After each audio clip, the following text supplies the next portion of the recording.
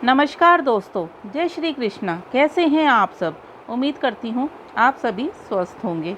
मित्रों, अच्छे लोगों के साथ ही बुरा क्यों होता है? मैंने तो ऐसा किसी के साथ बुरा नहीं किया, फिर भी मेरे साथ ही ऐसा क्यों होता है?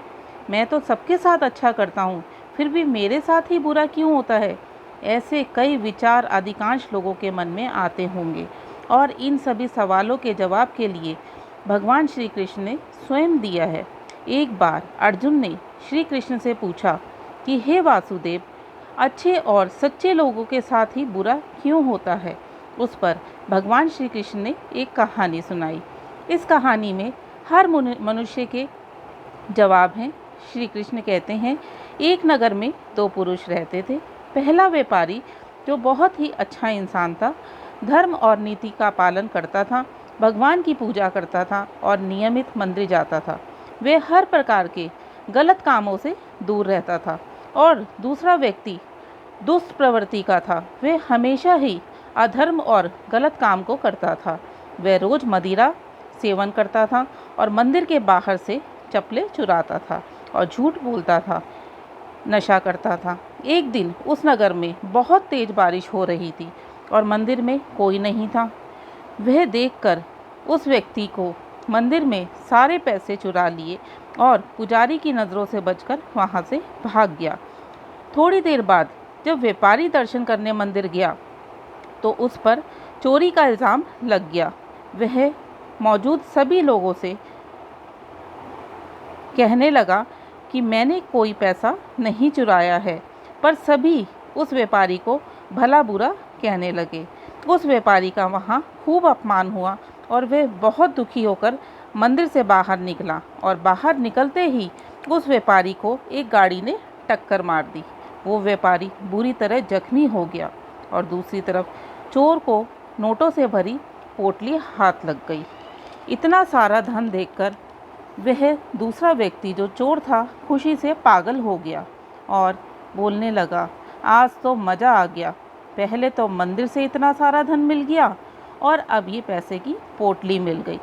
उस दुष्ट चोर की यह बात सुनकर व्यापारी दंग रह गया। उसने घर जाते ही भगवान की सारी फ़ोटो तस्वीर घर से बाहर निकाल दी और भगवान की पूजा के बिना ही जीवन व्यतीत करने लगा।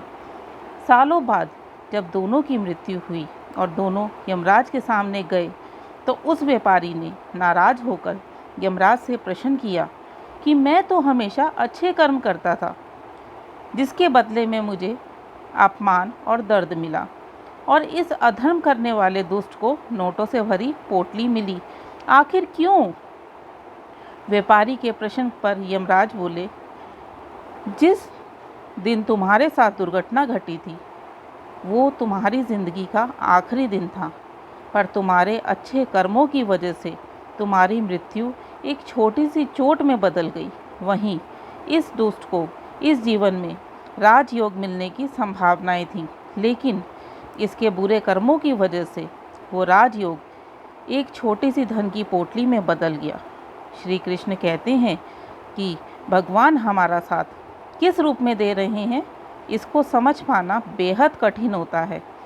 अगर आप अच्छे कर्म कर रहे हैं और बुरे कर्मों से दूर हैं तो भगवान निश्चित ही आप पे अपनी कृपा बरसाएंगे। जीवन में आने वाले दुख व परेशानियों से वे कभी भी भगवान हमारा साथ नहीं छोड़ते।